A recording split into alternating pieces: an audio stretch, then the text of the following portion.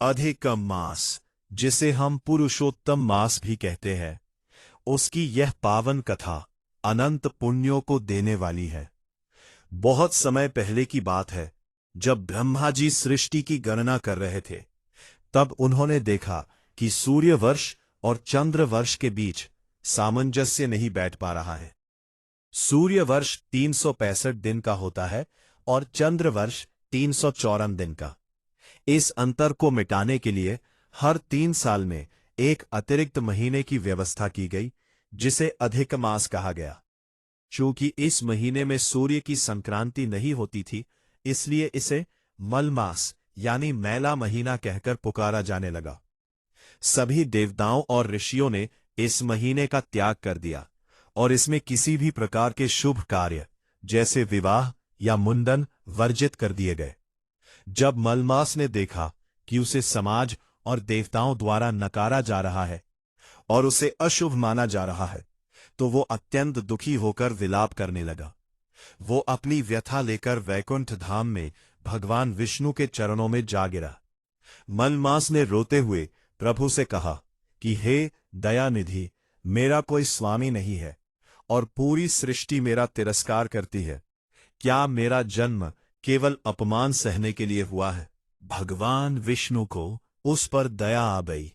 वे उसे लेकर गोलोक गए, जहां साक्षात श्री कृष्ण विराजमान थे। विष्णु जी की प्रार्थना पर श्री कृष्ण ने मलमास को गले लगा लिया और उसे एक ऐसा वरदान दिया जिसकी कल्पना किसी ने नहीं की थी। श्री कृष्ण ने कहा कि हे मास, आज से मैं तुम्हें अपना नाम देता हूं। अब से तुम संसार में पुरुषोत्तम मास के नाम से जाने जाओगे। जो शक्तियां मुझ में है, वही शक्तियां अब तुम में भी होंगी। जो मनुष्य इस महीने में मेरी भक्ति करेगा, उसे हजारों वर्षों की तपस्या से भी अधिक फल प्राप्त होगा। भगवान ने घोषणा की कि भले ही इस महीने में सांसारिक शुभ कार्य न हो, लेकिन आध्यात्मिक कार्य जैसे जप तप दान और विशेष रूप से दीपदान करने वाले के जीवन के सारे अंधकार मिट जाएंगे। अधिक मास में दीपदान का महत्व सबसे ऊपर बताया गया है। इसकी विधि बहुत ही सरल और दिव्य है। इस महीने में आटे का दीपक बनाना सबसे उत्तम माना जाता है। शुद्ध गेहूं के आटे में थोड़ा गुड़ मिलाकर दीपक तैयार करें। यदि आटे का दीपक न हो सके तो नए मिट्टी के दिए का उपयोग करें। इसमें गाय का शुद्ध घी या तिल का तेल डालें।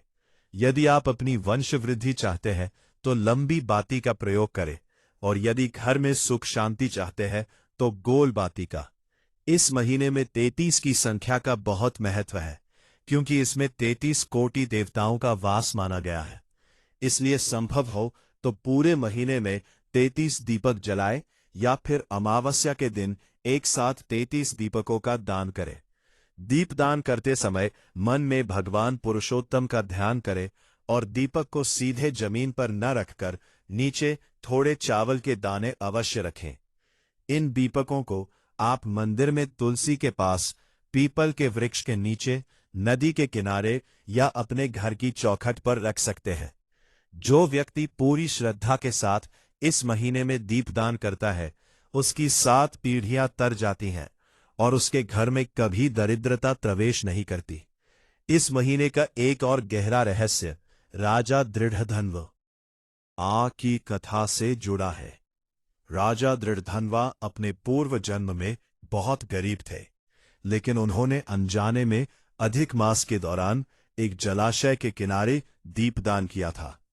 उसी एक दीपदान के पुण्य से उन्हें अगले जन्म में राजपाट और अतुलनीय वैभव प्राप्त हुआ। इसलिए विद्वान कहते हैं कि अधिक मास ईश्वर द्वारा दिया गया एक ऐसा अवसर है जिसमें हम अपने पिछले कई जन्मों के पापों को धो सकते हैं। कथा का सार यही है कि ईश्वर कभी किसी को व्यर्थ नहीं मानते। जैसे उन्होंने मलमास को अपना नाम देकर पुरुषोत्तम बना दिया, वैसे ही वे हमारे छोटे से छोटे प्रयास और दान को स्वीकार कर हमें भवसागर से पार लगा देते हैं। इस पवित्र महीने में केवल सात्विक भोजन करें, मन में किसी के प्रति द्वेष न रखें और जितना हो सके हरि नाम का संकीर्तन करें। जो भी मनुष्य इस कथा को पूर्ण विश्वास के साथ सुनता है और दीपदान के नियमों का पालन करता है, उसे अंत समय में वैकुंठ की प्राप्ति होती है और भगवान विष्णु की असीम कृपा सदैव उस पर बनी रहती है। बोलो पुरुषोत्तम भगवान की जय। क्या आप चाहते हैं कि मैं दीपदान के लिए उपयोग किए जाने वाले उन 33 विशेष स्थानों की जानकारी दूं, जहां दीपक जलाने से अलग अलग मनोकामनाएं पूरी होती हैं?